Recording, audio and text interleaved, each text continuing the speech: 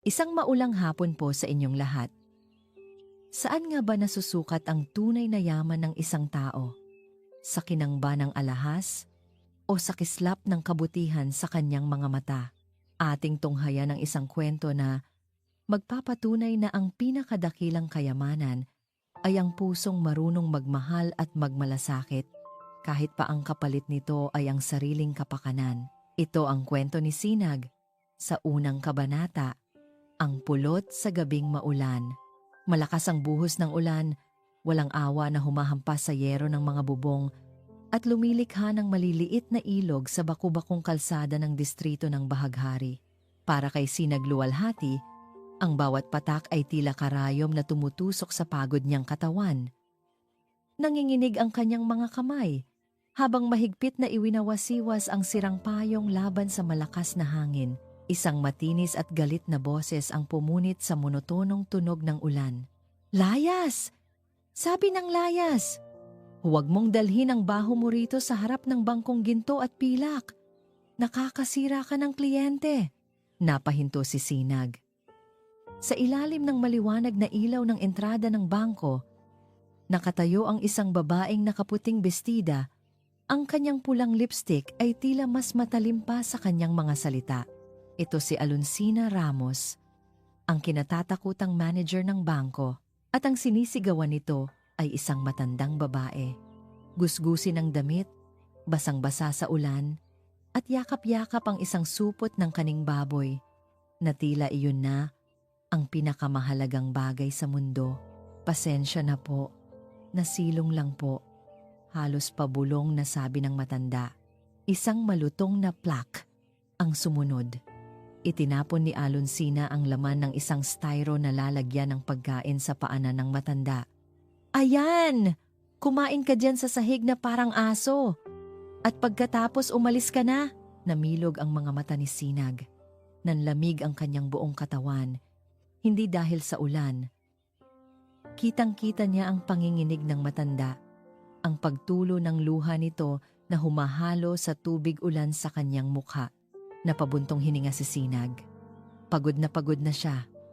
Buong araw siyang naglinis ng mga opisina at ang laman lang ng kanyang tiyan ay ang kapirasong pandesal kaninang umaga. Sa kanyang bulsa, saktong-sakto na lang ang pamasahe niya pauwi.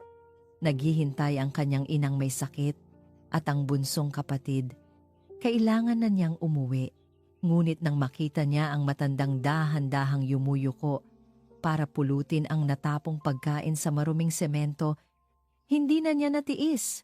Bago pa man siya makapag-isip, humakbang na ang kanyang mga paa. Mabilis niyang tinahak ang distansya sa pagitan nila at walang sali-salitang ipinayong ang kanyang nag-iisang payong sa ulo ng matandang babae. Napaangat ng tingin si Alonsina. Nanlilisik ang mga mata. "At sino ka namang pakialamera ka?" Hindi sumagot si Sinag. Sa halip, lumuhod siya at tinulungan ang matanda na tumayo. "Halika na po, Nay. Huwag niyo na pong pulutin yan. Delikado po yan sa inyo." "Sino ka?" tanong ni Alonsina.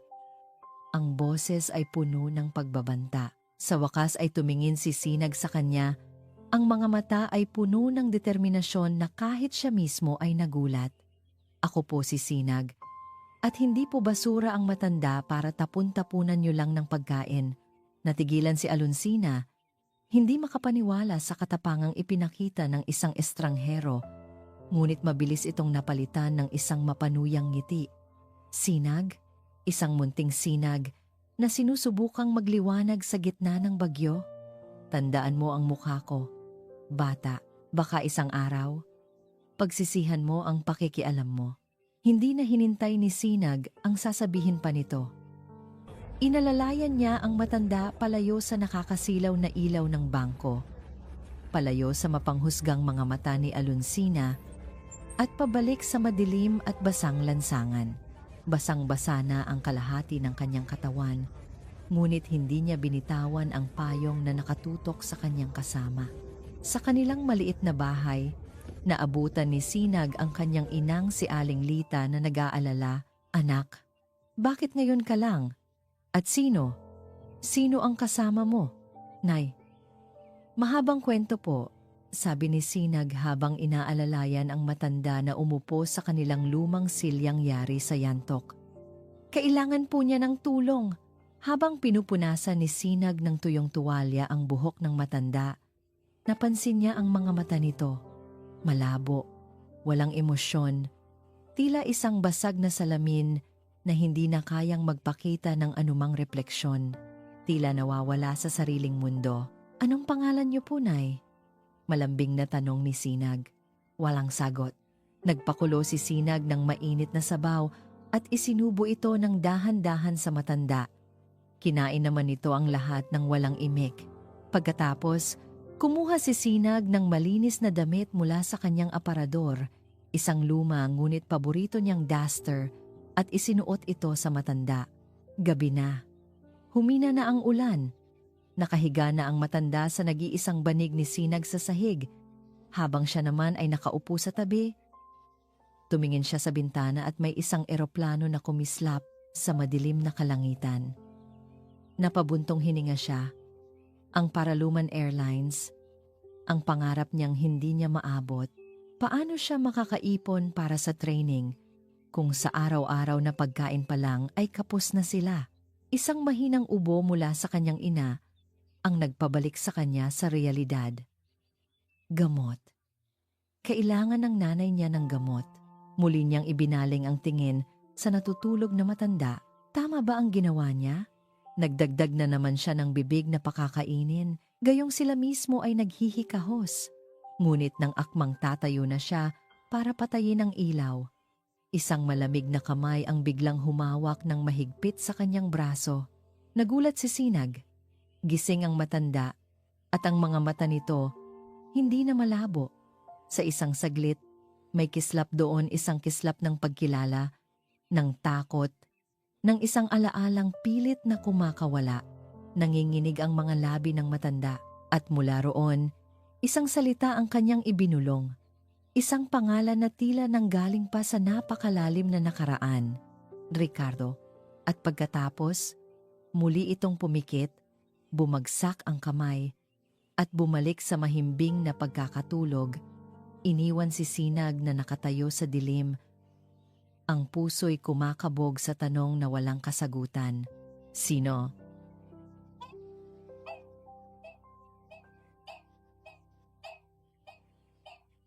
Sino? Sa ating huling kabanata, isang pusong busilak ang nagbigay silong sa isang matandang inapi ng tadhana. Ngunit sa pagpapatuloy ng ating kwento, isang bagong tauhan ang darating. Dala ang mga matang mapanghusga at isang misyon na maaaring maging hadlang o tulay sa kanilang mga landas. Halina't pakinggan natin ang ikalawang kabanata, ang misteryosong tagamasid. 3 araw na ang nakalipas mula nang dalhin ni Sinag ang matanda sa kanilang tahanan. Pinangalanan na nila itong Lola Mara dahil sa tuwing tinatawag nila siyang Lola, ang tanging na isasagot nito ay Mara, Amara. Ang pagdating ni Lola Mara ay nagdala ng panibagong kulay sa kanilang maliit na dampa. Ngunit kasabay nito ang mga bulong-bulungan sa kanilang eskinita. Naku, Sinag! Nagpulot ka pa ng basura sa daan, sabi ni Aling Nena, ang kanilang kapitbahay na tsismosa, habang nagsasampay ng damit. Baka mamaya, miyembro pala yan ng sindikato. Ipagbili pa kayo. Ngumingiti lang si Sinag. Hindi naman po siguro, Aling Nena. Mukha naman po siyang mabait. Sa loob ng bahay, mas malaki ang kanilang problema. Ang kakarampot na kita ni Sinag mula sa paglilinis ay lalo pang lumiit dahil kailangan na nilang hatiin sa 4. Isang araw, naabutan niya ang kanyang kapatid na si Bunso na nakatingin lang sa kanin at tuyo nilang tanghalian. Ate, sana manok na lang ang ulam natin, sabi nito. Parang piniga ang puso ni Sinag. Niyakap niya ang kapatid. Pag nakaipon si ate, araw-araw manok ang ulam natin. Promise. Sa isang sulok, tahimik na nakaupo si Lola Mara. Ang mga mata ay nakatanaw sa malayo. Hindi ito nagsasalita, maliban na lang kung kinakausap. Ngunit may isang bagay na napapansin si Sinag. Sa tuwing nakikita nitong nahihirapan sila sa pera, nakikita niya ang bahagyang pagkunot ng noo nito, tila may lungkot at pagkadismaya sa mga mata nito. Isang hapon, habang naghahanda si Sinag na pumasok sa kanyang part-time job, isang magarang itim na kotse ang pumarada sa dulo ng kanilang eskinita. Bumaba mula rito ang isang lalaking matangkad, nakasuot ng plansadong polo shirt at slacks. Tila hindi siya nababagay sa maputik at masikip na lugar na iyon. Kumatok ito sa kanilang pinto. Nang buksan ito ni Sinag, isang pares ng matang seryoso at mapanuri ang sumalubong sa kanya. Magandang hapon. Hinahanap ko si Sinag Luwalhati, sabi ng lalaki. Ang boses niya ay kalmado ngunit may bigat. Ako nga po. Ano po? Yun, ako si Ulan Sarmiento. Mula sa isang non-government organization na tumutulong sa mga senior citizens na nawawala sa kanilang mga pamilya, pagsisinungaling niya. Nakarating sa amin ang balita na may kinupkop daw kayong isang matandang babae. Nakahinga ng maluwag si Sinag. Ay opo, tuloy po kayo. Pumasok si Ulan sa kanilang munting tahanan. Agad na iginala niya ang kanyang mga mata sa paligid.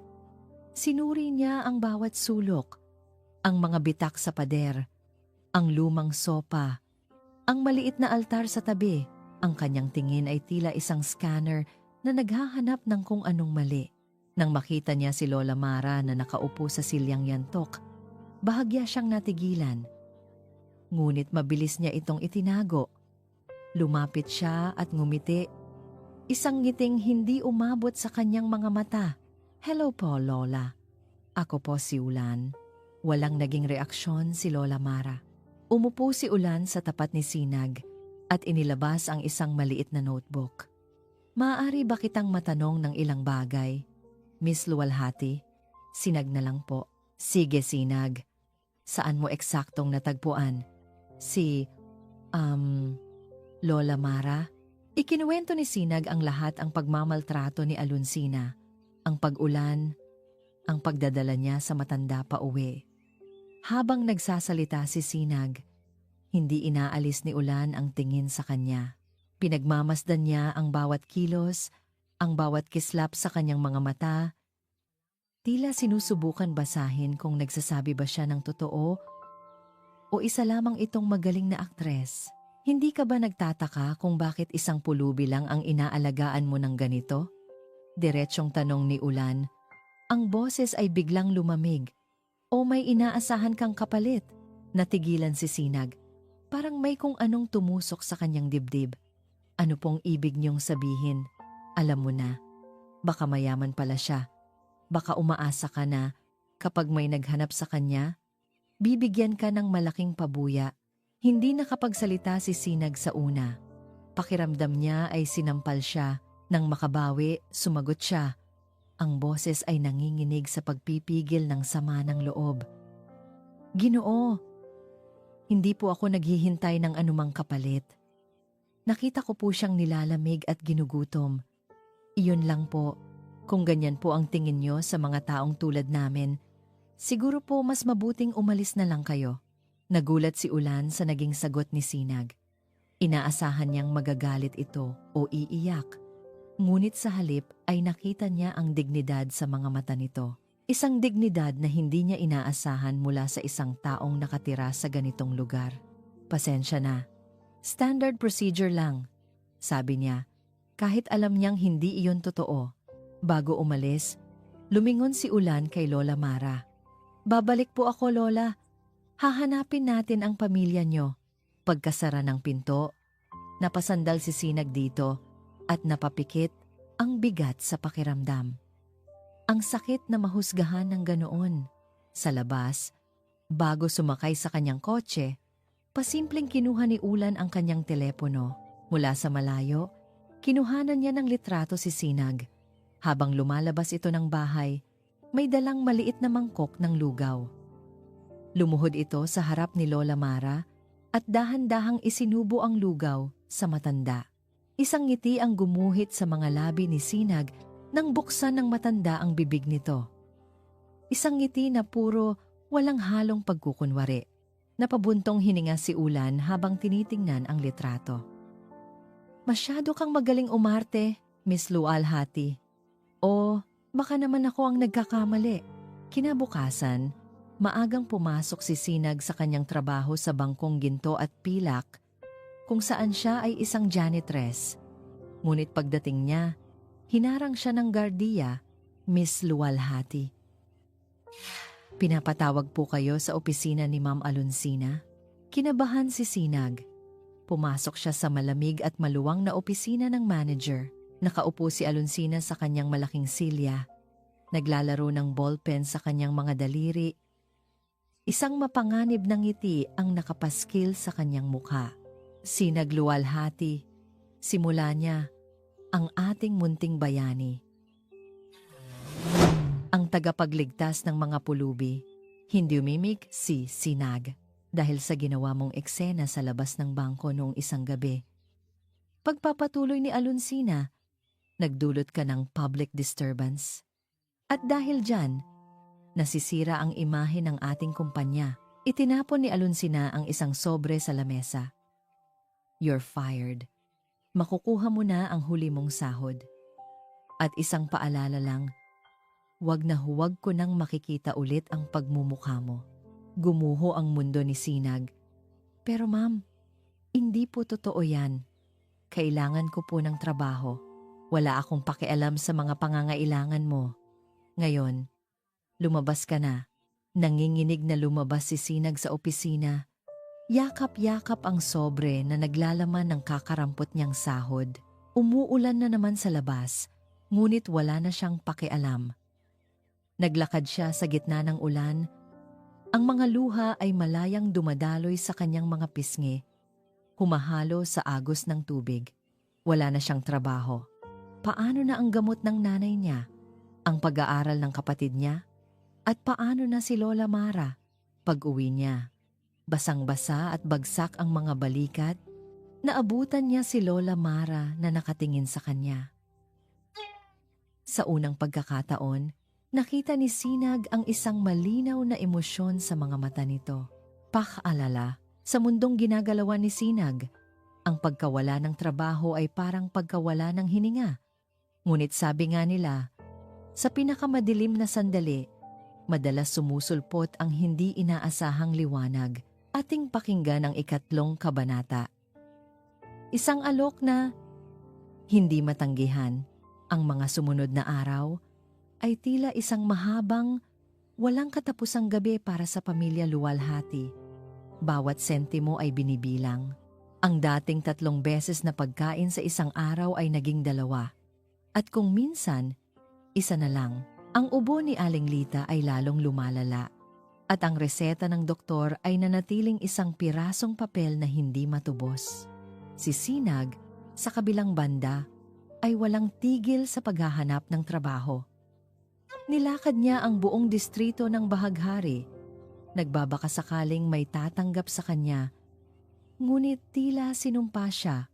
Ang bawat pinto ay sarado. Pasensya na, wala kaming bakante. Kailangan namin ng may experience. Tatawagan ka na lang namin. Ang huling linyang iyon ang pinakamasakit sa lahat. Ang pangakong hindi kailanman darating. Isang gabi, habang nagliligpit ng kanyang mga gamit, muling nahawakan ni Sinag ang isang lumang folder. Maingat niya itong binuksan. Sa loob, naroon ang kanyang application form para sa Paraluman Airlines. Kasama ang isang rejection letter na natanggap niya 1 taon na ang nakalipas. We regret to inform you. Napabuntong hininga si Sinag. Hinaplos niya ang logo ng airline, isang magandang babae na may pakpak, isang muse, isang paraluman. Ang pangarap na iyon ay tila mas malayo pa ngayon kaysa sa mga bituin. Isinara niya ang folder at isiniksik sa ilalim ng kanyang mga damit.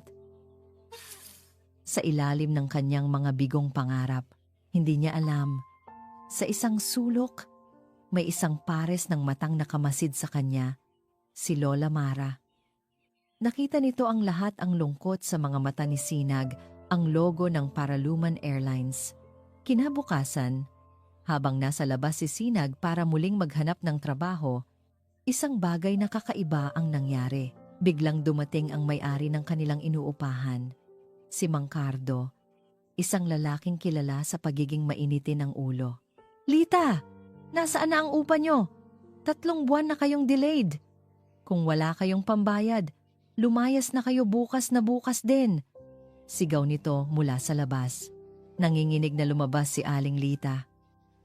"Mang Cardo, pasensya na po. Kaunting panahon pa po. Nawalan po ng trabaho si Sinag. Wala akong pakialam. Kailangan ko ang pera." Sa gitna ng kaguluhan, dahan-dahang tumayo si Lola Mara mula sa kanyang kinauupuan.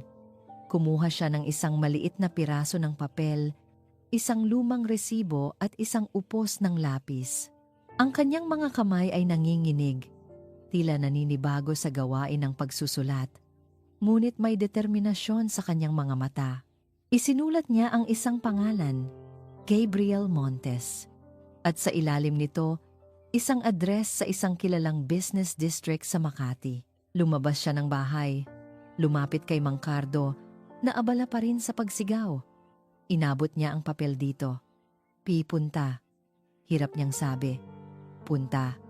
Siya. "Tala dyan." Itinuro niya ang pangalan ni Sinag na nakasulat din sa papel. Tiningnan ni Mang Cardo ang papel at tumawa ng malakas. "Ano to, matanda? Loko-loko ka ba? Anong gagawin ng babaeng yan dyan?" Ngunit tumitig sa kanya si Lola Mara. Isang titig na matalim, puno ng awtoridad na hindi maipaliwanag. Biglang kinilabutan si Mang Cardo. Tumahimik siya at umalis. Dala-dala ang papel na hindi niya maintindihan. Pag-uwi ni Sinag, pagod at walang dala, ikinuwento sa kanya ng ina ang nangyari. "Anak, ano kaya ito?" Tiningnan ni Sinag ang sulat. Gabriel Montes, Paraluman Airlines Tower, Makati. Nagtaka siya. Paano nalaman ni Lola Mara ang tungkol sa Paraluman Airlines? At sino si Gabriel Montes? Baka naman po nagkakamali lang si Lola, Nay. Baka kung saan niya lang po narinig yan. Ngunit sa puntong iyon, wala nang pagpipilian si Sinag. Desperado na siya. Anumang sinag ng pag-asa, gaano man kaliit, ay kanyang kakapitan. Kinabukasan, isinuot ni Sinag ang kanyang pinakamatinong damit. Ginamit niya ang natitira niyang pera para sa pamasahe papuntang Makati. Pagdating niya sa Paraluman Airlines Tower, halos malula siya sa taas at kintab ng gusali. Puno ito ng mga taong mukhang importante, abala, at may direksyon sa buhay. Pakiramdam niya ay isa siyang langgam na naligaw sa palasyo. Nanginginig siyang lumapit sa receptionist. "Miss, excuse me po, may appointment po sana ako kay Mr. Gabriel Montes." Tiningnan siya ng receptionist mula ulo hanggang paa. Tila sinusuri kung karapat-dapat ba siyang tumapak sa mamahaling marmol na sahig. "Do you have an appointment?" "Mr. Montes is the Vice President for Human Resources. He doesn't just meet with anyone." "Wala po." Pero inilabas ni Sinag ang kapirasong papel na bigay ni Lola Mara. "Pinapapunta po ako dito." Kinuha ng receptionist ang papel, tila naiinis. Ngunit nang mabasa niya ang pangalan, bigla itong natigilan. Nanlaki ang kanyang mga mata. "Sandali lang po." Mabilis niyang tinawagan ang opisina ng VP. Pagkatapos ng ilang sandali, bumaba siya ng telepono. Ang mukha ay puno ng pagtataka at respeto. "Miss Luwalhati, sumunod po kayo sa akin." Hindi makapaniwala si Sinag. Dinala siya sa isang malaki at eleganteng opisina sa pinakamataas na palapag ng gusali. Sa likod ng isang malaking mahogany desk, nakaupo ang isang lalaking nasa edad 50, nakasalamin, at mukhang istrikto. Ito si Gabriel Montes. "Miss Sinag Luwalhati?" tanong nito. Ang boses ay malalim. Opo, sir. Maupo ka. Inabot ni Sinag ang papel. Tinitigan ito ni Mr. Montes ng matagal. Pagkatapos ay tumingin siya kay Sinag. Ang kanyang mga mata ay puno ng mga tanong na hindi niya masabi. Saan mo nakuha ito? Bigay po ng isang matanda na tinutulungan ko po ngayon, sir. Tumangutango si Mr. Montes. Tila may iniisip na malalim. Kinuha niya ang resume ni Sinag na nakapatong sa kanyang lamesa, ang parehong resume na ipinasa niya 1 taon na ang nakalipas. Nakatanggap ka ng rejection letter mula sa amin noon, sabi ni Mr. Montes. Opo, sir. Well, things change, sabi niya. At pagkatapos ay idinagdag ang mga salitang babago sa buhay ni Sinag. Bukas, magsimula ka na bilang trainee sa Flight Attendant Preparatory Program. Report to the training facility at 8 a.m. sharp. Hindi makapagsalita si Sinag. Nanlalabo ang kanyang mga mata sa luha. Pero sir, ang bayad po. Wala po akong pambayad sa training. Consider it a special scholarship, sabi ni Mr. Montes na muling tiningnan ang sulat kamay sa papel. Just be here tomorrow. Lumabas si Sinag sa gusali na parang lumulutang. Hindi siya makapaniwala. Isang milagro. Isang pangarap na natupad sa pinakaimposibleng paraan. Kinabukasan, suot ang kanyang bagong uniforme ng trainee, pumasok si Sinag sa training facility. Puno siya ng kaba at pananabik. Ito na iyon. Ang simula ng lahat. Ang lahat ng trainees ay ipinila sa isang malaking hall. Isang babaeng nasa edad 30, matangkad at elegante, ang umakyat sa entablado para magbigay ng orientation. Good morning, future flight attendants of Paraluman Airlines. My name is Miss Aluncina Ramos, and I am not just your head trainer. I am also one of the biggest stockholders of this airline. For the next 6 months, your life is in my hands.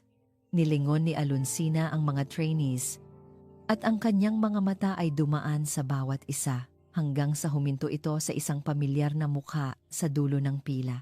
Isang mukha ng babaeng minsan niyang sinigawan at ipinahiya sa gitna ng ulan. Ang ngiti sa mga labi ni Aluncina ay nanatili, ngunit ang kanyang mga mata ay nagbago. Naging malamig ito, nanlilisik, at puno ng masamang balak. Itinaas niya ang kanyang kilay, isang pangako ng impyernong nag-aabang para kay Sinag luwalhati. Nakamit na ni Sinag ang unang hakbang patungo sa kanyang pangarap, ngunit ang pangarap na ito ay may kasamang bangungot. Isang bangungot na may pangalan at mukha ng taong handang gawin ang lahat upang siya ay hilahin pababa. Ating pakinggan ang ika-4 na kabanata.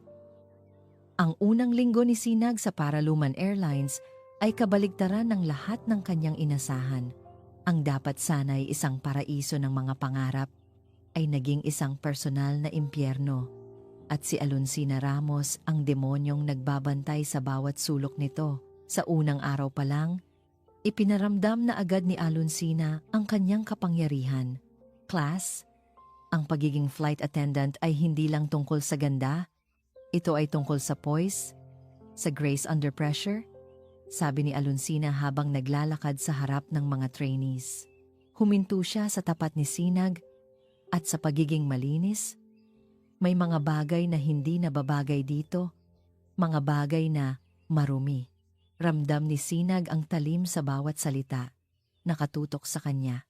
Ang mga sumunod na araw ay mas naging malala. Palaging si Sinag ang tinatawag ni Aluncina para sa mga pinakamahihirap na demonstrations. Miss Luwalhati, ipakita mo sa klase kung paano mag-serve ng kape sa gitna ng malakas na turbulence, utos niya. At habang ginagawa ito ni Sinag sa isang simulator, lihim na iniset ni Aluncina ang makina sa pinakamalakas na yugyog, dahilan para matapon ang mainit na kape sa kamay ni Sinag. Incompetent! Sigaw ni Aluncina sa harap ng lahat. Kung hindi mo kaya ang isang simpleng bagay na yan, napayuko na lang si Sinag. Tinitiis ang paso sa kanyang balat at ang hiya sa kanyang dibdib. Hindi lang si Aluncina ang kanyang problema. Dahil si Sinag ang laging paboritong pag-inita ng head trainer, nagsimula na ring iwasan at pagtsismisan siya ng ibang mga trainees. Narinig ko, special scholarship daw yan. Siguro may pinanghahawakan siyang malakas sa taas. Bulong ng isa, malakas? Tingnan mo nga ang suot, mukhang galing ukay-ukay. Baka naman katawan ang pinanghawakan. Sagot naman ng isa pa, na sinundan ng hagikgikan. Gabi-gabi, umuuwi si Sinag na pagod hindi lang ang katawan, kundi pati ang puso. Ngunit sa tuwing makikita niya ang pag-asa sa mga mata ng kanyang ina at kapatid, at ang tahimik na pag-aalala ni Lola Mara, muli siyang nagkakaroon ng lakas para sa kanila. Bulong niya sa sarili, kahit anong hirap kakayanin ko. Isang araw, isang malaking grupo ng mga investors at business partners ang bumisita sa training facility. Pinangunahan sila ni Mr. Gabriel Montes at sa tabi niya, naglalakad ang isang pamilyar na lalaki na nakasuot ng mamahaling business suit. Si Ulan Sarmiento. Nagkasalubong ang kanilang mga mata. Nakita ni Sinag ang pagkagulat sa mukha ni Ulan na mabilis na palitan ng pamilyar na pagdududa. Hindi siya makapaniwala sa nakikita. Ang lalaking nagpanggap na taga-NGO ay isa pala sa mga importanteng tao na may kaugnayan sa Paraluman Airlines. Si Ulan naman, lalong lumakas ang hinala. Paanong ang isang babaeng nakatira sa squatters area ay biglang nakapasok sa prestihiyosong training program na ito? Para sa kanya, ito ay isang kumpirmasyon. Mayroon talagang malaking plano si Sinag. Isa siyang magaling na manloloko. Mr. Sarmiento, I'd like you to meet our new batch of trainees. Masayang bati ni Alonsina. Ang boses ay puno ng pekeng tamis. They are the future of this airline. Impressive. Malamig na tugon ni Ulan. Ang mga mata ay nanatiling nakatutok kay Sinag. Habang nagpapatuloy ang tour, hindi inaalis ni Ulan ang tingin kay Sinag. Nasaksihan niya kung paano ito utusan ni Alonsina na maglinis ng natapong juice sa sahig, isang trabahong para dapat sa janitor, hindi sa isang trainee. Nakita niya ang pagtitiis sa mukha ni Sinag, ngunit para sa kanya, parte lang iyon lahat ng isang malaking pag-arte. Nang magkaroon ng pagkakataon, habang abala ang lahat sa pakikipag-usap, nilapitan ni Ulan si Sinag na nag-iisa sa isang sulok. Congratulations! Sarkastikong sabi niya. Ang galing mo! Hindi ko inaasahan na aabot ka hanggang dito. Hindi ko alam kung ano ang sinasabi mo. Sagot ni Sinag. Umiiwas ng tingin. Hindi mo alam? Hinawakan ni Ulan ang braso ni Sinag. Hindi mahigpit ngunit sapat para hindi siya makaalis. Magkano? Magkano ang ibinayad sa'yo para gawin ang lahat ng ito? Para lokohin ang lahat? Sabihin mo sa akin. Baka kaya kong doblehin. Nasaktan si Sinag sa kanyang mga salita. Hinilan niya ang kanyang braso. Wala kang karapatang pagsalitaan ako ng ganyan. Hindi mo ako kilala. Akmang sasagot pa sana si Ulan nang tawagin siya ni Mr. Montes. Bago umalis, bumulong si Ulan. Hindi pa tayo tapos. Malalaman ko rin ang totoo mong kulay. Sinag luwalhati. Naiwan si Sinag na nanginginig. Dalawang kaaway sa isang lugar. Isang hayagang umaapi sa kanya at isang tahimik na nagmamasid, naghihintay sa kanyang pagbagsak. Paano niya ito lalagpasan? Kinagabihan, habang pauwi na ang lahat, tinawag siya ni Alonsina. Luwalhati, maywan ka. May ipapalinis ako sa iyo. Itinuro ni Alonsina ang comfort room ng mga piloto, isang lugar na hindi sakop ng trabaho ng mga trainees. Barado daw ang isa sa mga inidoro. Ayusin mo. Walang nagawa si Sinag kundi sumunod. Habang nasa loob siya ng CR, hawak ang panlinis, narinig niyang pumasok si Alonsina sa kabilang cubicle, may kausap sa telepono. Dahil sa pagod, hindi na sana papansinin ni Sinag. Ngunit isang pangungusap ang nakakuha ng kanyang atensyon. Oo, Nasisiguro kong nandito lang siya sa Maynila, sabi ni Alonsina sa kausap. Hindi tayo pwedeng magkamali. Hahanapin natin ang matanda. Napatigil sa paggalaw si Sinag. Pinakinggan niyang mabuti. Kailangan siyang mawala. Pagpapatuloy ni Alonsina.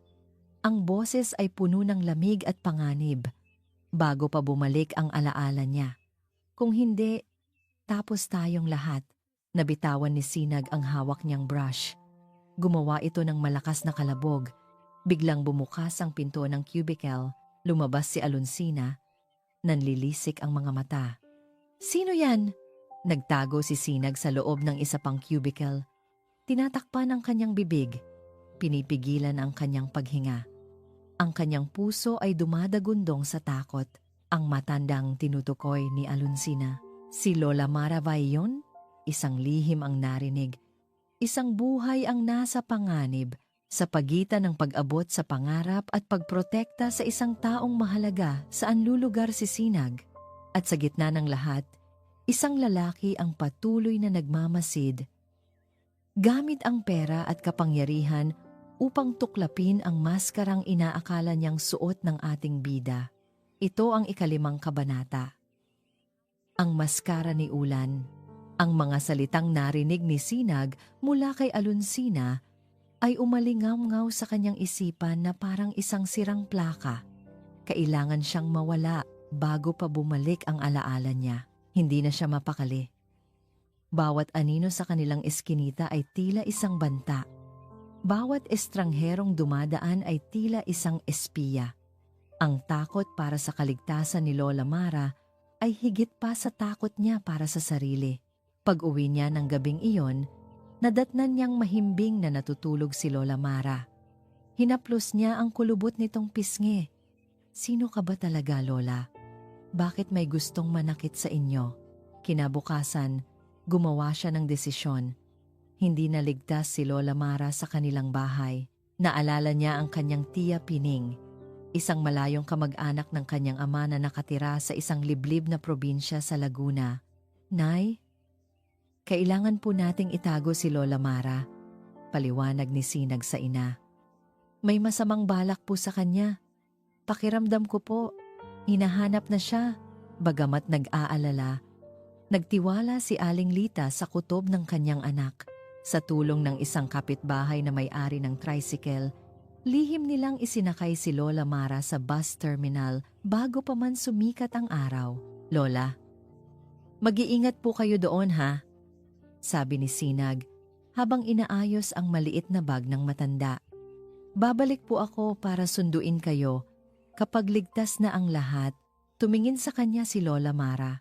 Sa unang pagkakataon, nakita ni Sinag ang malinaw na lungkot sa mga mata nito.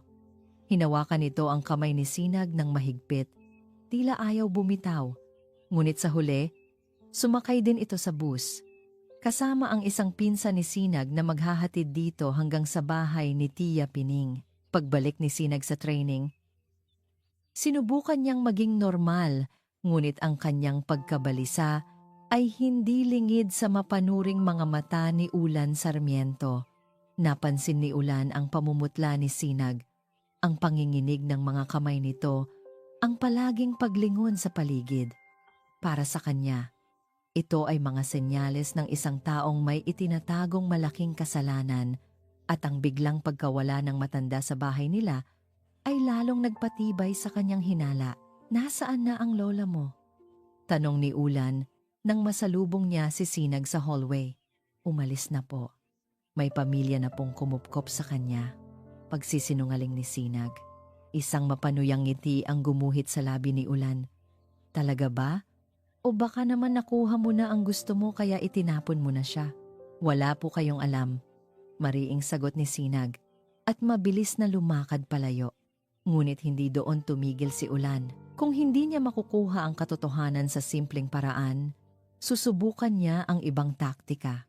Gagamitin niya ang kanyang pinakamalakas na sandata, pera. Kinagabihan, nagulat si Sinag nang hintayin siya ni Ulan sa labas ng training facility. Nakasandal ito sa kanyang mamahaling itim na kotse. Sakay. Maikling gutos niya. Hindi po, kaya ko pong umuwi mag-isa.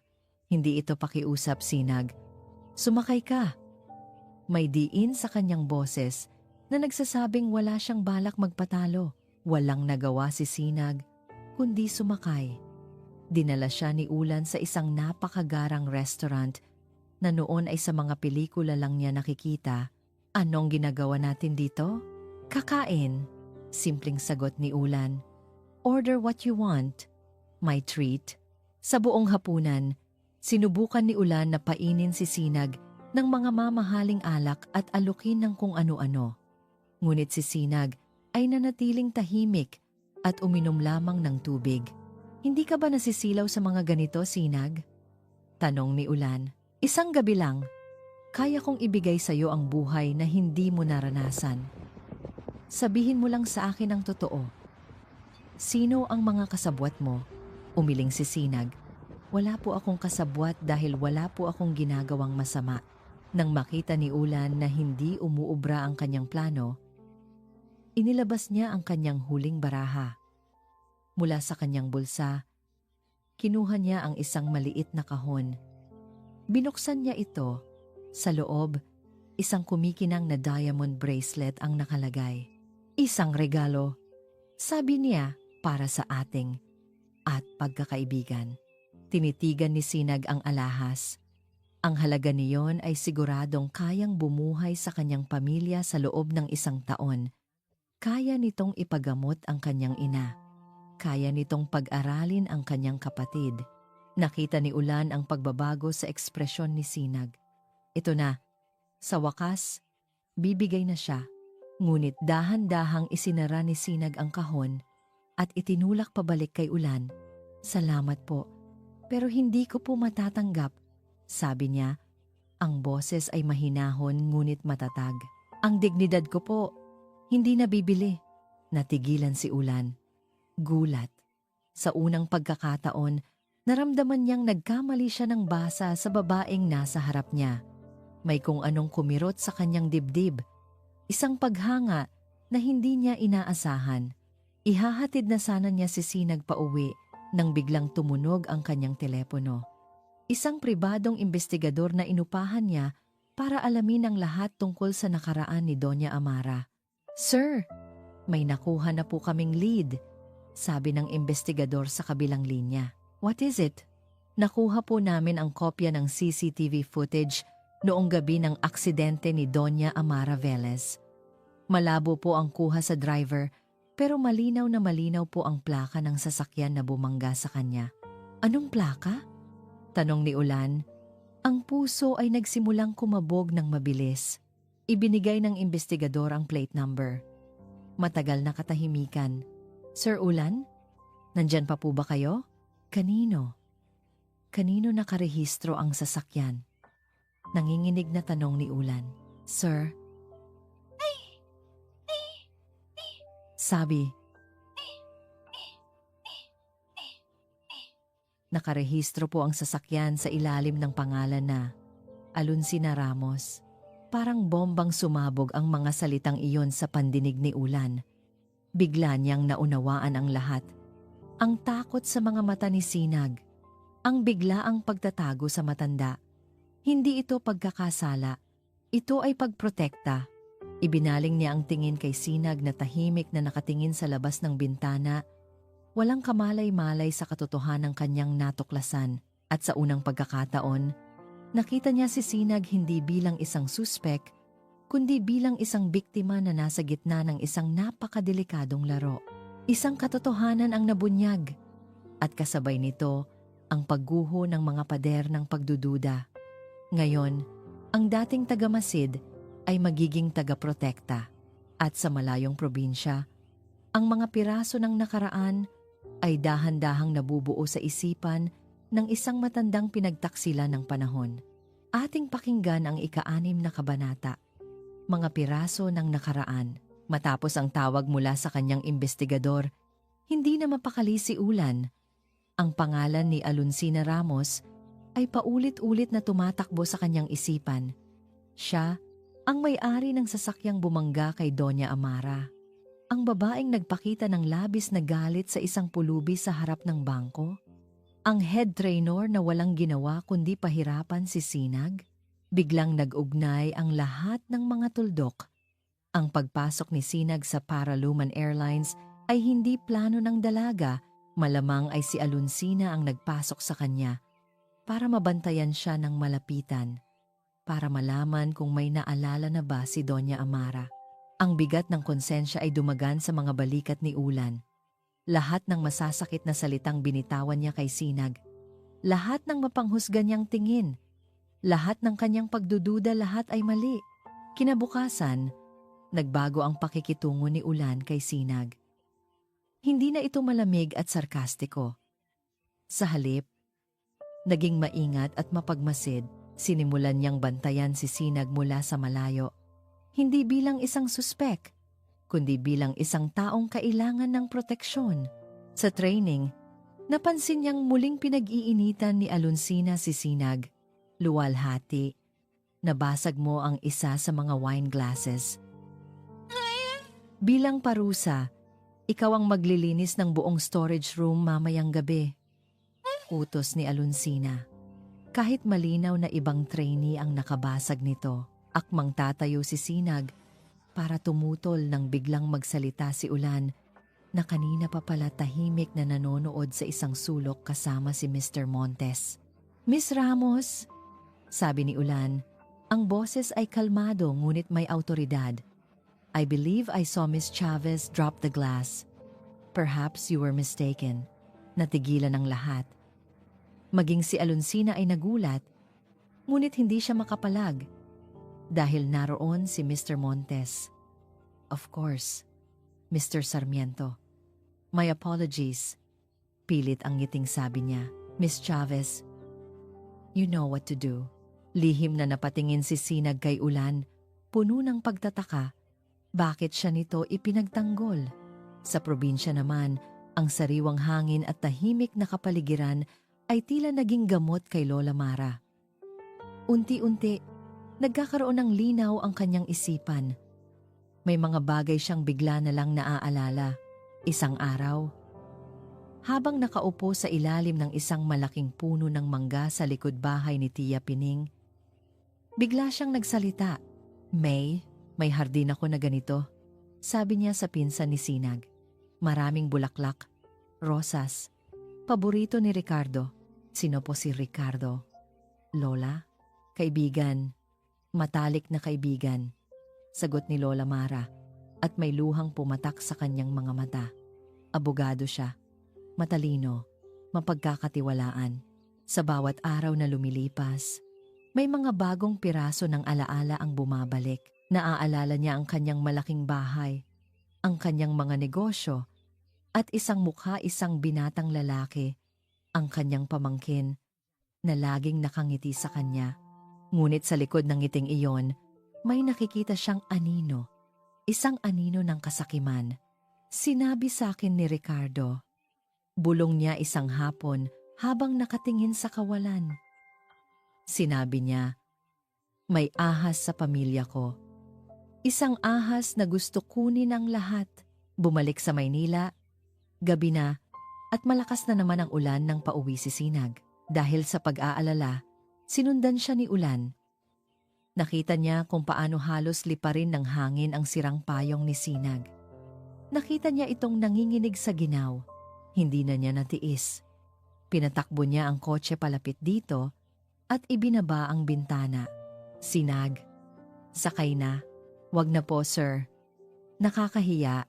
Walang hiya-hiya sa ganitong panahon. Sakay na. Bago ka pa magkasakit, pagsakay ni Sinag sa kotse, agad siyang inabutan ni Ulan ng isang makapal na kumot mula sa backseat. Doon lang napansin ni Sinag na nilalagnat na pala siya. Nanginginig ang kanyang buong katawan.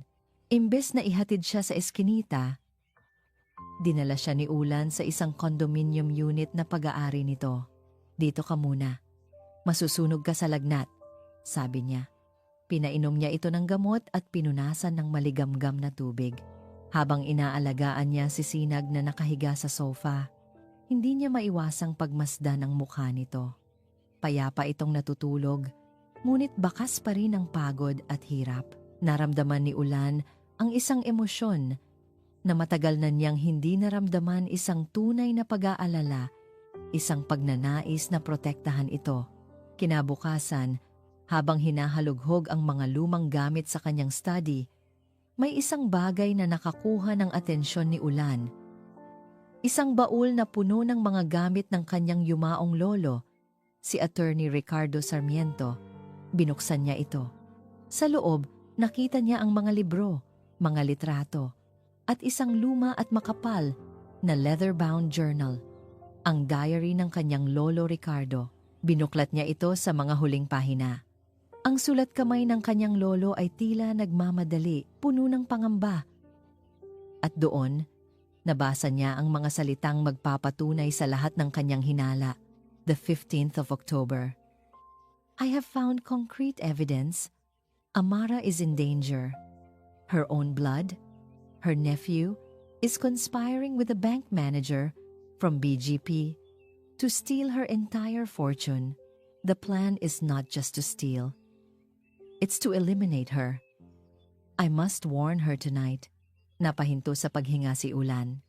October 15, iyon ang petsa kung kailan inatake sa puso at namatay ang kanyang lolo. At iyon din ang gabi kung kailan na aksidente si Doña Amara Velez. Hindi ito aksidente. Hindi atake sa puso. Ito ay pagpatay. Isinara niya ang journal. Ang kanyang mga kamay ay nanginginig sa galit. Ngayon, hindi na lang ito tungkol kay Sinag at Doña Amara. Personal na ito. Kailangan niyang mahanap si Sinag. Kailangan niyang malaman kung nasaan si Doña Amara. Kailangan niyang itama ang lahat bago pa mahuli ang lahat. Ang nakaraan ay nagbabalik, hindi bilang isang multo, kundi bilang isang unos na handang manalasa. Sa gitna ng panganib, ang mga alaala ay magiging sandata at ang isang pagtatagpo ay babago sa takbo ng lahat. Ito na ang ikapitong kabanata, ang pagbabalik ng alaala. Matapos mabasa ang journal ng kanyang lolo, wala nang sinayang na sandali si Ulan.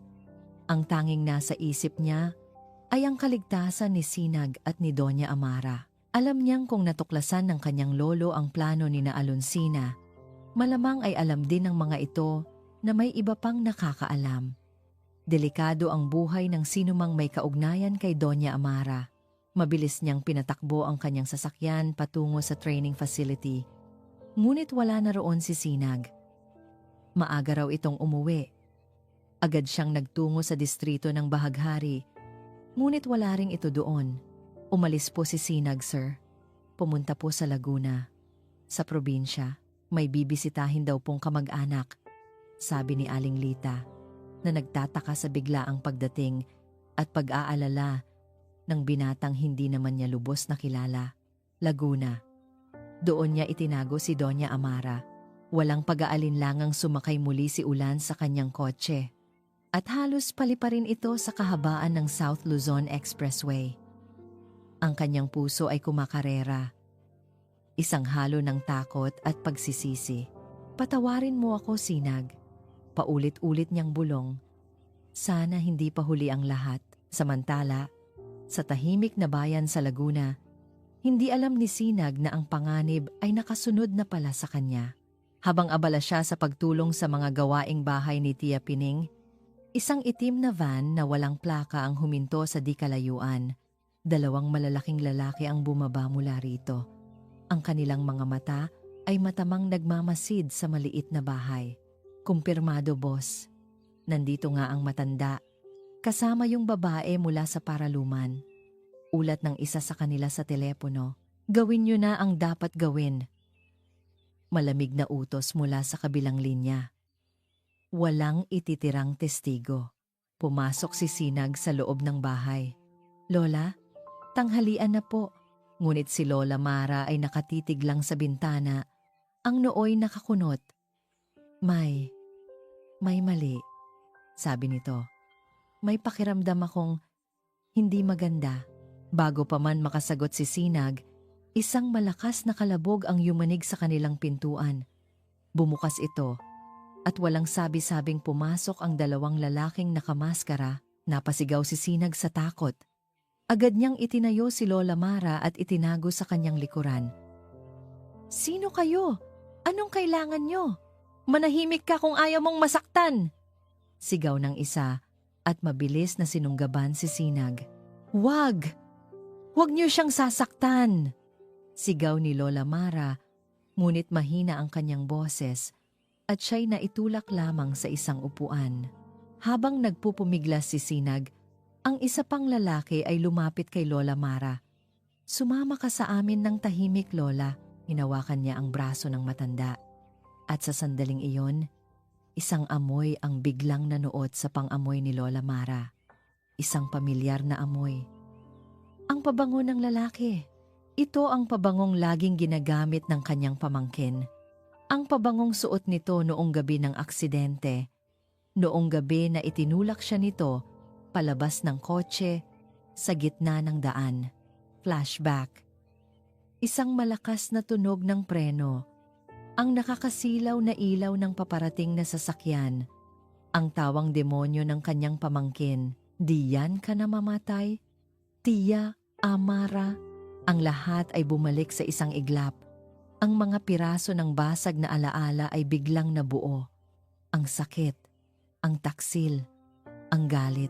Ang mga mata ni Lola Mara ay biglang nagbago. Nawala ang pagkalito. Nawala ang kahinaan. Ang pumalit ay isang apoy ng galit na matagal nang natutulog. Hindi na siya si Lola Mara, ang kawawang pulubi. Siya si Doña Amara Velez. "Bitawan mo ako," utos niya. Ang boses ay hindi na nanginginig. Ito ay matatag, malamig, at puno ng kapangyarihan. Nagulat ang lalaki. "Aba, natapang ka bigla, Lola. Sinabi kong bitawan mo ako!" Malakas niyang sigaw. Ginamit niya ang lahat ng kanyang lakas para itulak ang lalaki na natumba. Dahil sa pagkagulat, "Mga alipores kayo ng walang kwenta kong pamangkin." Dagdag pa niya, ang bawat salita ay may bigat ng katotohanan. "Sabihin niyo sa kanya, hindi pa ako patay at sisingilin ko siya sa lahat ng kanyang ginawa." Natigilan ang dalawang lalaki. Maging si Sinag ay napatanga sa biglaang pagbabago ni Lola Mara. Ngunit mabilis na nakabawi ang mga ito. "Nasisiraan na yata ng ulo ang matandang to. Tapusin na to." Akmang susugurin nilang muli si Doña Amara nang isang malakas na sipa ang tumama sa likod ng isa sa kanila. Bumagsak ito sa sahig. Walang malay. Nakatayo sa pintuan si Ulan. Ang kanyang mukha ay puno ng galit, ang kanyang mga kamao ay nakakuyom. "Subukan niyong galawin sila," sabi niya. Ang boses ay mababa at puno ng pagbabanta. "At sisiguraduhin kong hindi na kayo makakalabas dito ng buhay." Ang natitirang gun ay sumugod kay Ulan. Ngunit mabilis itong na-neutralize ng binata na halatang may alam sa self-defense. Nang matapos ang gulo, ang atensyon ng lahat ay natuon sa isa't isa. Lumapit si Ulan kay Sinag. Hinawakan niya ang mukha nito, tiningnan kung mayroon itong mga galos. "Sinag, ayos ka lang? Patawarin mo ako, Sinag, sa lahat-lahat." Ngunit bago pa makasagot si Sinag, nagsalita si Doña Amara. Tinitigan niya si Ulan ng matagal, tila may inaalala sa mukha nito. "Ang mga matang iyan," sabi ni Doña Amara. Ang boses ay puno ng emosyon. "Pamilyar sa akin. Para kong nakikita ang aking kaibigan." Humarap siya ng diretso kay Ulan at nagtanong, "Ikaw ang apo ni Ricardo, hindi ba?" "Ikaw ang apo ni Ricardo Sarmiento." Isang katahimikan ang bumalot sa silid. Si Sinag, nalito sa mga pangyayari, ay napatingin kay Ulan pagkatapos kay Doña Amara. Ang pangalang Ricardo ang pangalang unang binulong ni Lola Mara. Noong gabing iligtas niya ito, ay muling bumalik. Dala ang kasagutan sa lahat ng mga tanong. Tumango si Ulan.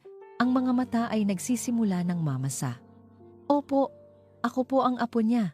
Sa wakas, Ang 3 taong pinagtagpo ng tadhana at pinag-ugnay ng isang madilim na nakaraan ay magkakasama na sa iisang silid. Ang laro ay opisyal nang nagbago nang ang mga maskara ay tuluyang bumagsak at ang mga alaala ay ganap nang nagbalik. Isang alyansa ang mabubuo. Isang alyansa na huhugot ng lakas mula sa sakit ng nakaraan upang labanan ang kasamaan ng kasalukuyan. Pakinggan natin ang 8 kabanata, ang simula ng paghihiganti. Matapos ang kaguluhan, umupo ang 3 sa maliit na sala ni Tia Pining. Si Sinag, litong-lito pa rin. Si Ulan, puno ng pagsisisi at determinasyon. At si Doña Amara, na ngayon ay may tindig ng isang reyna, ang mga mata ay nag-aapoy sa galit na matagal nang kinimkim. Ikinuwento ni Doña Amara ang lahat ang unti-unti niyang pagtuklas sa pagnanakaw na ginagawa ng kanyang sariling pamangkin na si Marco. Sa tulong ng kasabwat nitong si Alonsina Ramos, ikinuwento niya kung paano niya kinumpronta ang mga ito at kung paano siya dinala sa isang joyride na nauwi sa pagtatangkang pagpatay sa kanya. Pagkatapos, si Ulan naman ang nagsalita. Ikinuwento niya ang tungkol sa kanyang lolo Ricardo, kung paano nito sinubukang bigyan ng babala si Doña Amara at ang biglaan nitong pagkamatay na pinaniwalaan ng lahat na atake sa puso. Inamin din niya ang kanyang pagkakamali, ang kanyang maling hinala kay Sinag. "Patawad, Sinag," sabi niya muli. Ang boses ay puno ng sinseridad. "Nabulag ako ng pagdududa. Hindi ko nakita ang tunay mong kabutihan." Ngumiti si Sinag, isang maliit at pagod na ngiti. "Ang mahalaga po, alam na natin ang totoo. Ang mahalaga, ligtas si Doña Amara."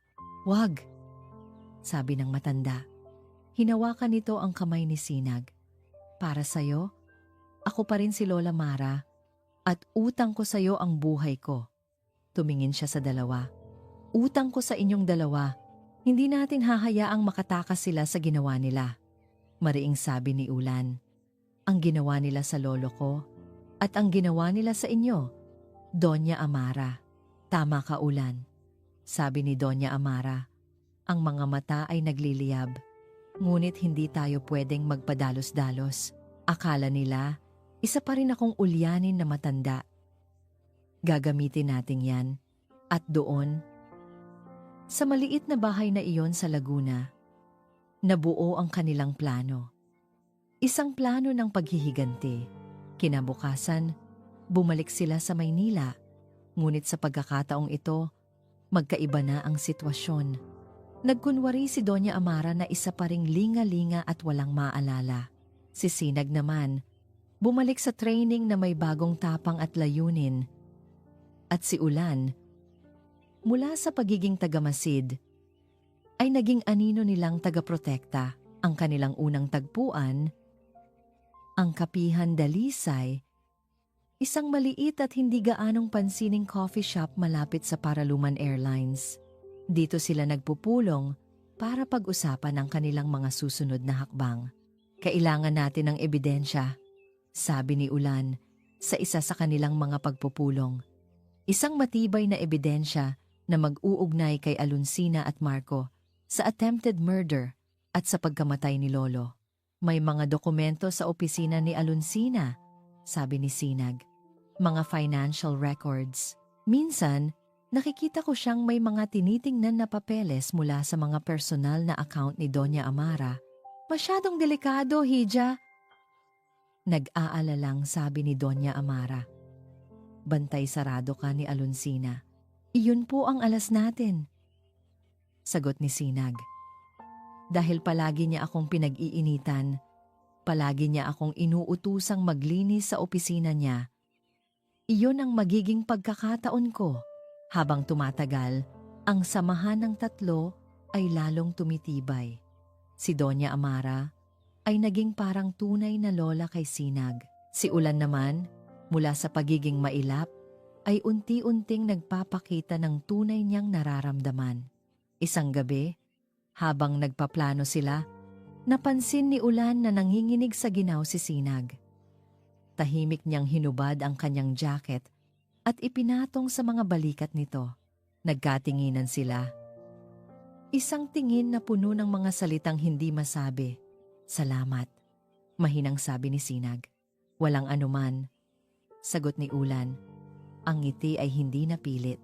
Upang mas maging ligtas si Sinag, tinuruan siya ni Ulan ng mga basic self-defense techniques sa isang training gym sa ilalim ng dahilan na bahagi ito ng airline safety training. Tinuruan niya si Sinag kung paano kumawala sa pagkakahawak at kung paano magtanggol ng sarili. Ganto, sabi ni Ulan. Habang hawak ang mga kamay ni Sinag, ipinapakita ang isang teknik. Masyado silang malapit sa isa't isa. Naamoy ni Sinag ang pabango ni Ulan. Ramdam niya ang init ng katawan nito. Biglang bumilis ang tibok ng kanyang puso. Naramdaman din ito ni Ulan.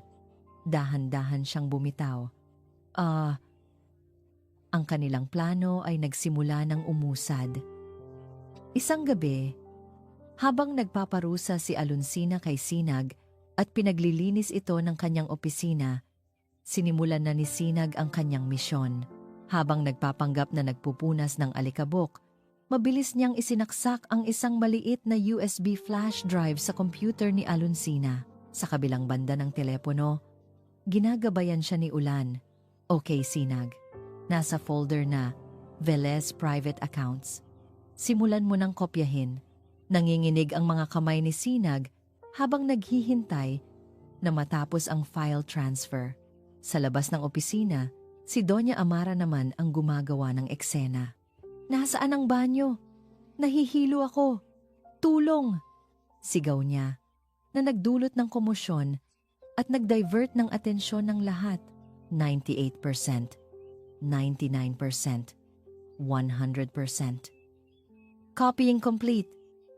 Bulong ni Ulan sa telepono. Alisin mo na ang drive, Sinag. Bilis.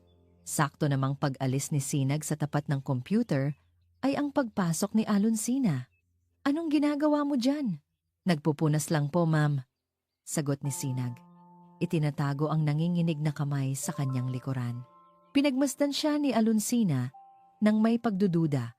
Ngunit dahil sa ingay na nililikha ni Doña Amara sa labas, muli siyang lumabas para patahimikin ito. Nakahinga ng maluwag si Sinag, ngunit kinabukasan, napansin ni Alonsina na tila may nag-iba sa kanyang mga files. Lumakas ang kanyang hinala. Mayroon siyang hindi nakikita. Nang gabing iyon, matapos umalis ang lahat, pumasok si Alonsina sa kanyang opisina at naglagay ng isang bagay sa ilalim ng kanyang lamesa. Isang maliit, halos hindi mapansing itim na bagay. Isang hidden camera. Tingnan natin ngayon kung sino ang mas matalino. Bulong niya sa sarili. Isang masamang ngiti ang gumuhit sa kanyang mga labi habang pinagmamasdan ang live feed sa kanyang telepono. Kinabukasan, muling inutusan ni Alonsina si Sinag na maglinis.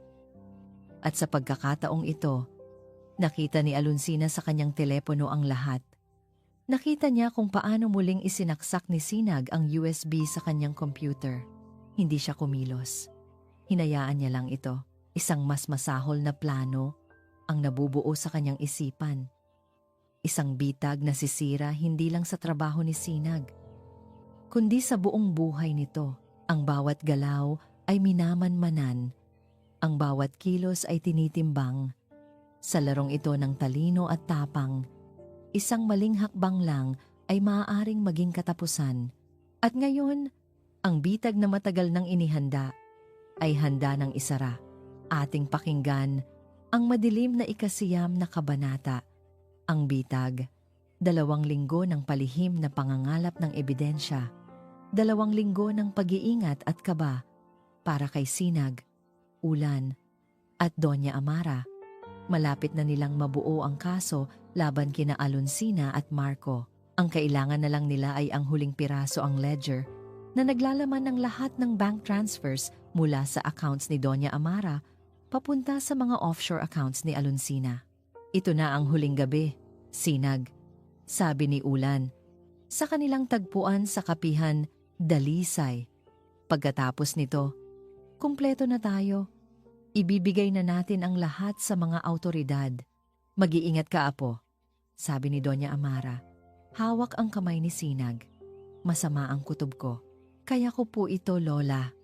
Para po ito sa inyo, para sa hustisya. Sa kabilang dako, si Alonsina ay nasa kanyang opisina kasama ang pamangkin ni Doña Amara na si Marco. Pinapanood nila sa isang laptop ang live feed mula sa hidden camera. Handa na ba ang lahat? Tanong ni Alonsina. Oo, nakasetup na ang mga pekeng ebidensya. Ang kailangan na lang natin ay ang pag-arte niya. Sagot ni Marco, isang mapanuyang ngiti sa kanyang mga labi. Perfect, sabi ni Alonsina. Tonight, we will not just catch a thief, we will destroy a saint. Kinagabihan, gaya ng inaasahan, muling tinawag ni Alonsina si Sinag. Luwalhati, ang opisina ko. Alam mo na ang gagawin. Pumasok si Sinag. Ang puso ay kumakabog, ngunit ang isip ay determinado. Ito na ang huli. Maingat niyang isinaksak ang USB drive at sinimulang kopyahin ang huling file. Habang naghihintay, narinig niya ang pagbukas ng pinto. Si Alonsina. Ngunit sa pagkakataong ito, hindi ito nag-iisa. Kasama nito ang head of security ng airline at 2 pang gardiya on the act. Malamig na sabi ni Alonsina, ang kanyang boses ay nag-uumapaw sa tagumpay. Hulog ka sa bitag. Luwalhati, napatayo si Sinag. Ang mukha ay namutla. Ma'am, huwag ka nang magkunwari, sigaw ni Alonsina. Itinuro niya ang computer screen. Company espionage. Pagnanakaw ng kumpidensyal na datos. At hindi lang yan. May inilabas siyang mga dokumento. Mga pekeng bank statement na nagpapakitang si Sinag ay tumatanggap ng malaking halaga mula sa isang karibal na airline. Isa ka palang espiya. At akala mo hindi namin malalaman? Hindi totoo yan. Umiiyak na sabi ni Sinag. Ngunit walang naniwala sa kanya. Lumapit ang mga gardiya at marahas na hinawakan ang kanyang mga braso. Dinala siya palabas ng opisina sa gitna ng training hall, kung saan naroon pa ang ibang mga empleyado at trainees. Nakita ng lahat kung paano siya kinaladkad na parang isang kriminal. Ang mga dati bumubulong lang ay ngayoy hayagan ng nanghuhusga. Sabi ko na nga ba grabe, mukha pa namang anghel. Kaya pala naka-special scholarship. May masamang balak pala. Sa gitna ng kahihiyan, dumating si Ulan. Kasama si Doña Amara na nagkukunwaring nag-aalala. Anong nangyayari dito? Sigaw ni Ulan. Bitawan niyo siya! Mr. Sarmiento, I'm sorry, but this is an internal matter, sabi ng head of security. We have caught Miss Luwalhati red-handed. The police are on their way. Sinubukang lumapit ni Ulan, ngunit hinarangan siya ng mga gardiya. Wala siyang magawa. Si Doña Amara, sa kabilang banda, ay napilitang manood sa isang tabi.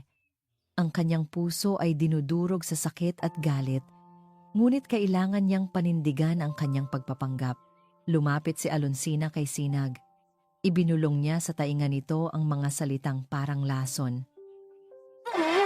Sinabi ko sa'yo, hindi bagay ang mga basurang tulad mo dito. Diyan ka nababagay sa kulungan.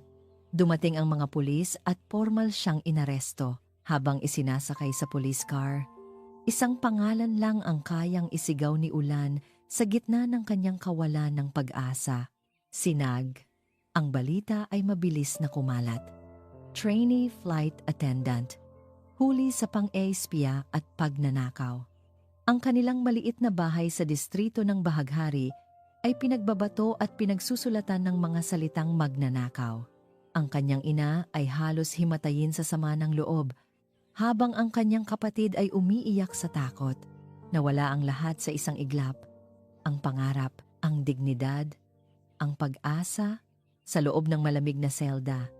Niyakap ni Sinag ang kanyang mga tuhod. Umiyak siya ng umiyak hanggang sa wala ng luhang lumabas. Bakit? Bakit sa kabila ng lahat ng mabuti niyang ginawa, ito ang kanyang sinapit, isang abogado na ipinadala ni Ulan ang dumating para kausapin siya. May inabot itong isang maliit na piraso ng papel. Binuksan ito ni Sinag. Nakasulat dito ang sulat kamay ni Ulan. Magtiwala ka. Darating ang bahaghari pagkatapos ng ulan, isang munting sinag ng pag-asa ang sumilay sa kanyang puso. Ngunit mabilis din itong namatay nang biglang bumukas ang pinto ng selda. Pumasok ang isang matabang pulis na may masamang ngiti. Luwalhati, may transfer order ka, sabi nito. Ililipat ka sa city jail. Mas masaya doon. Marami kang magiging bagong kaibigan. Alam ni Sinag kung ano ang ibig sabihin nito. Ang city jail ay kontrolado ng mga malalaking sindikato. Isang lugar kung saan madaling maaksidente ang isang tao. Ito na ang huling hakbang sa plano ni Alonsina. Ang tuluyan siyang patahimikin habang kinaladkad siya palabas. Ang tanging nasa isip ni Sinag ay ang mga salita ni Ulan. Ngunit sa pagkakataong ito, tila ang ulan ay hindi natitila at ang bahaghari ay hindi na kailanman sisikat. Sa dulo ng lahat ng kasinungalingan, mananaig pa rin ang katotohanan. Ang bawat pag-iyak ay may katapat na halakhak at ang halakhak ng tagumpay ay para lamang sa mga nasa tama. Ang gabi ay tapos na, oras na para sa pagsikat ng araw. Pakinggan natin ang makapangyarihang ika-10 kabanata, ang huling halakhak. Ang conference room ng Paraluman Airlines ay puno ng mga miyembro ng media. Mga kamera ay nakatutok, mga mikropono ay handa. Sa gitna ng lahat, sa isang mahabang mesa, nakaupo si Alonsina Ramos. Ang mukha ay nagpapanggap na malungkot, ngunit ang mga mata ay nagdiriwang. Katabi niya si Marco, na nagpapanggap ding biktima. Ito ay isang malungkot na araw para sa Paraluman Airlines. Simula ni Alonsina, ang boses ay puno ng pekeng pagsisisi. Ang aming tiwala ay sinira. Ang aming kumpanya ay tinraidor ng isang taong aming tinulungan. Isang sinagluwalhati, nagpatuloy siya sa pagsasalaysay ng kanyang mga kasinungalingan. Ito na ang rurok ng kanyang tagumpay. Si Sinag ay nasa daan na patungo sa city jail, kung saan isang aksidente ang naghihintay. Ang mga ebidensya ay nasa kanya, at si Doña Amara, wala pa ring maalala. Siya na ang panalo. Ngunit hindi namin hahayaan na ang isang bulok na mansanas ay sirain ang buong puno, pagpapatuloy ni Alonsina. Makakaasa kayo na ang hustisya ay creak. Isang malakas na tunog mula sa malaking pinto sa likuran ng conference room ang pumutol sa kanyang pagsasalita. Dahan-dahan itong bumukas. Dahan-dahan itong bumukas, nilingon ng lahat ang pinto. At doon, nakatayo ang isang figura na gumimbal sa mundo ni Alonsina at Marco. Hindi ito isang gusgusing pulubi. Hindi ito isang ulyani na matanda. Nakatayo doon si Doña Amara Velez. Suot ang isang eleganteng pulang bestida, pinalamutian ng mga alahas na kumikinang. Ang kanyang buhok ay maayos, ang kanyang tindig ay matikas, at ang kanyang mga mata ay matalim na parang mga punyal na nakatutok ng diretso sa kanila. Sa tabi niya, nakatayo si Ulan Sarmiento. Hawak ang isang laptop, ang mukha ay seryoso at puno ng determinasyon. Isang nakabibinging katahimikan ang bumalot sa silid.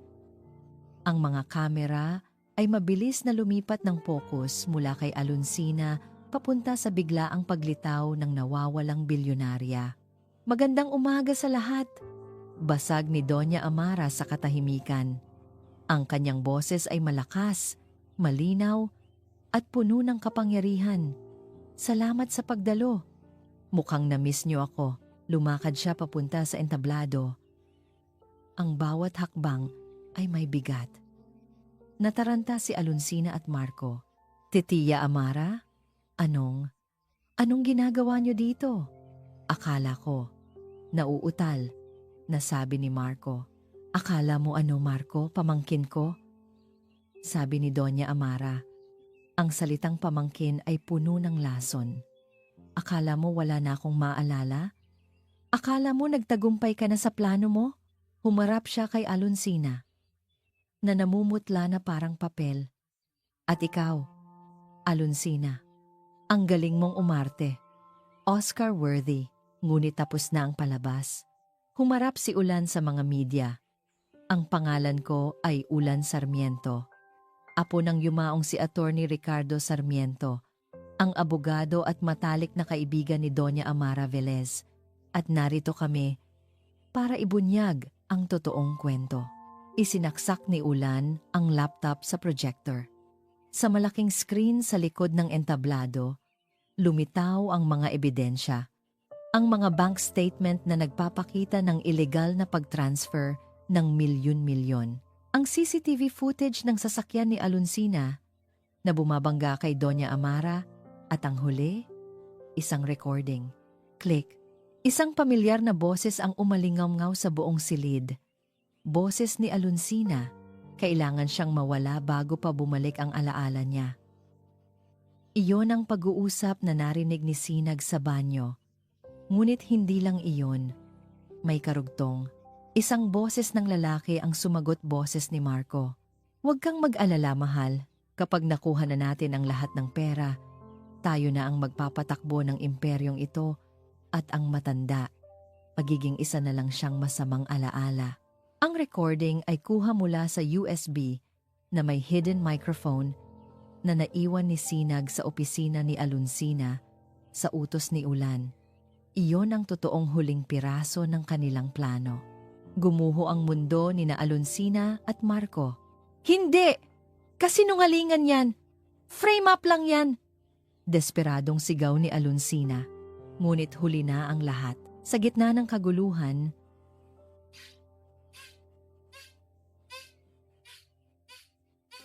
muling bumukas ang pinto. Pumasok ang isang grupo ng mga pulis. At sa likod nila, si Sinag, malinis, malakas, at hindi na umiiyak. Ang convoy ng pulis na dapat magdadala sa kanya sa city jail ay hinarang ng team ni Ulan. Ang mga korap na pulis ay agad na dinisarmahan at inaresto. Naglakad si Sinag papunta sa entablado. Dinaanan niya si Alonsina. Nagkatinginan sila, isang tingin ng talunan at isang tingin ng nagtagumpay. Nilapitan ng mga pulis sina Alonsina at Marco. Alonsina Ramos, Marco Velez, arestado kayo para sa mga kasong attempted murder, frustrated homicide, at qualified theft. Habang pinupusasan, nagwala si Alonsina. Hindi! Hindi niyo ako pwedeng kunin! Akin ang lahat ng ito! Akin! Ngunit wala nang nakikinig. Kinaladkad sila palabas ng silid, sa gitna ng mga nag-flash na kamera. Ang kanilang huling halakhak ay naging isang iyak ng kabiguan. Nang tumahimik na ang lahat, naiwan sa entablado sina Sinag, Ulan, at Doña Amara. Magkahawak-hawak ang kanilang mga kamay. Humarap si Doña Amara kay Sinag. Ang kanyang mga mata ay puno ng pagmamahal at paghanga. Hindi pa tapos ang lahat, Hija. Sabi niya, may isang bagay pa tayong dapat pag-usapan. Ngumiti siya. Ang tungkol sa Paraluman Airlines. Pagkatapos ng unos, darating ang payapa. Pagkatapos ng dilim, sisikat ang araw. Para kay Sinag, ang hustisya ay nakamit na. Ngunit ano ang naghihintay sa kanya sa panibagong umaga? Ito na ba ang katuparan ng mga pangarap na minsan niyang inakalang abo na? Ating pakinggan ang 11 kabanata. Ang mga linggo pagkatapos ng malaking revelasyon ay naging mabilis at puno ng pagbabago para kay Sinag. Ang pangalan niya, na minsan ay dinungisan, ay ngayon laman ng mga balita bilang isang bayani. Ang pamilya niya, na dating tinitingalaan ng mababa, ay iginagalang na ngayon sa kanilang komunidad. Tumupad sa kanyang pangako si Doña Amara. Ipinagamot niya si Aling Lita sa pinakamagaling na doktor at ngayon ay unti-unti nang bumabalik ang lakas nito. Ang kapatid naman ni Sinag ay inenroll niya sa isang magandang eskwelahan. Isang hapon, habang nagkakape sila sa hardin ng kanilang bagong bahay, kinausap ni Doña Amara si Sinag. Hija, alam kong malaki ang utang na loob ko sa iyo at hindi kayang tumbasan ng kahit anong materyal na bagay ang kabutihan ng puso mo simula ng matanda. Pero may isang bagay akong gustong ibigay sa iyo. Isang bagay na alam kong matagal mo nang pinapangarap. May inabot siyang isang folder kay Sinag. Nang buksan ito ng dalaga, nakita niya ang isang acceptance letter at isang scholarship certificate. Ako ang orihinal na nagtatag ng Paraluman Airlines. Kasama ang aking yumaong asawa. Paliwanag ni Doña Amara. Ang mga mata ay may kislap ng nostalgia. Ibinenta ko ang karamihan sa aking shares, ngunit nanatili akong major stockholder. Ngayon, gusto kong ikaw ang maging bagong mukha ng airline. Isang mukha na sumisimbolo sa katapatan, tapang, at serbisyo. Napayak si Sinag. Niyakap niya ng mahigpit ang matanda, na ngayon ay itinuturing na niyang pangalawang ina. Salamat po, Lola Mara. Maraming salamat po. Walang anuman, apo. Karapat-dapat ka dyan. Pero sa pagkakataong ito, tatapusin mo ang training sa tamang paraan. Walang pananabutahe, walang pang-aapi, kundi puro paghanga at respeto. Naging maayos din ang relasyon ni Sinag at Ulan. Ngayong wala ng mga kasinungalingan at pagdududa sa pagitan nila, malaya na nilang naipapakita ang kanilang tunay na nararamdaman. Madalas silang mag-date sa Kapihan Dalisay, ang lugar na naging saksi sa kanilang mga sikreto at plano. Naaalala mo ba noong una tayong nag-usap dito? Tanong ni Ulan habang hawak ang kamay ni Sinag sa ibabaw ng mesa. Ang sungit-sungit ko sa iyo noon. Medyo. Natatawang sagot ni Sinag. Akala ko nga, gusto mo na akong ipakain sa mga pating. Hinding-hindi na mauulit yon. Seryosong sabi ni Ulan. Simula ngayon, ang tanging gusto ko lang ay alagaan ka at mahalin. Kung papayag ka, tumingin si Sinag sa mga mata ni Ulan. Nakita niya roon ang sinseridad, ang pagsisisi, at higit sa lahat, ang pagmamahal. Payag ako, mahinang sagot niya. Pagbalik ni Sinag sa Paraluman Airlines, bilang isang opisyal na scholar, ang lahat ay nagbago. Ang mga dating nang iinsulto sa kanya ay ngayoy bumabati ng may paggalang. Ang mga dating nang iiwas ay ngayoy gustong mapalapit sa kanya. Ngunit nanatili siyang si Sinag, mabait, mapagkumbaba, at palaging handang tumulong. Tinapos niya ang kanyang training ng may flying colors. Kinilala bilang pinakamagaling sa kanilang batch. Isang araw, dinala siya ni Ulan sa bahay ng mga magulang nito. Kinakabahan si Sinag. Ngunit sinalubong siya ng mga ito ng may ngiti at yakap. Ang kwento ng kanyang katapangan ay nakaabot na pala sa kanila. Welcome to the family, Hija, sabi ng ina ni Ulan. We are so proud of our son's choice. Nang gabing iyon, habang nakaupo sila sa balkonahe at pinagmamasdan ang mga bituin, may inilabas na kahon si Ulan. Ang parehong kahon na minsan na niyang inialok sa restaurant. Alam kong tinanggihan mo na to noon, sabi ni Ulan. Pero sana ngayon, tanggapin mo na. Hindi bilang isang suhol, kundi bilang isang simbolo. Binuksan niya ang kahon. Nandoon pa rin ang diamond bracelet, isang simbolo ng pangako ko sa iyo. Pagpapatuloy niya, na sa bawat paglipad mo, palagi akong maghihintay sa pagbabalik mo, na ikaw ang tanging yaman na gusto kong ingatan habang buhay. Isinuot niya ang bracelet sa kamay ni Sinag. Sa pagkakataong ito, hindi na ito tinanggihan ng dalaga. Hinayaan niyang dumaloy ang luha ng kaligayahan sa kanyang mga pisngi.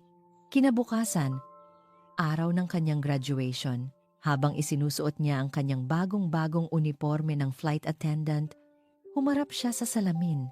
Ang nakita niya ay hindi lang isang babaeng natupad ang pangarap. Nakita niya ang isang sinag luwalhati na mas matatag, mas matapang, at buong-buo ang pagkatao. Isang babaeng natutong lumaban, hindi lang para sa kanyang pangarap, kundi para sa kanyang dignidad. Nahanap na niya ang tunay na yaman at hindi ito nakikita sa salapi, kundi sa pagmamahal ng pamilya, sa tiwala ng mga kaibigan, at sa pagpapahalaga sa sarili na walang sinuman ang makakayang nakawin.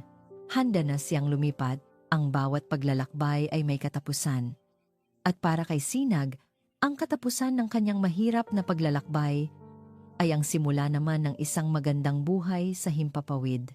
Ang mga pakpak na minsan ay pinangarap lamang ay ngayoy handa ng gamitin upang liparin ang kalangitan. Ating pakinggan ang pagtatapos ng ating kwento. Ang 12 kabanata. Ang unang paglipad. Ilang buwan ang lumipas. Ang pangalan ni Alonsina Ramos at Marco Velez ay unti-unti nang nalimot. Napalitan ng mga bagong iskandalo sa balita, sila'y kasalukuyang naghihimas ng rehas na bakal. Pinagdudusahan ang kanilang mga kasalanan. Para kay Sinag, isang panibagong umaga ang sumikat. Ang araw na ito ay hindi ordinaryong araw. Ito ang araw ng kanyang unang opisyal na paglipad bilang isang ganap na flight attendant ng Paraluman Airlines.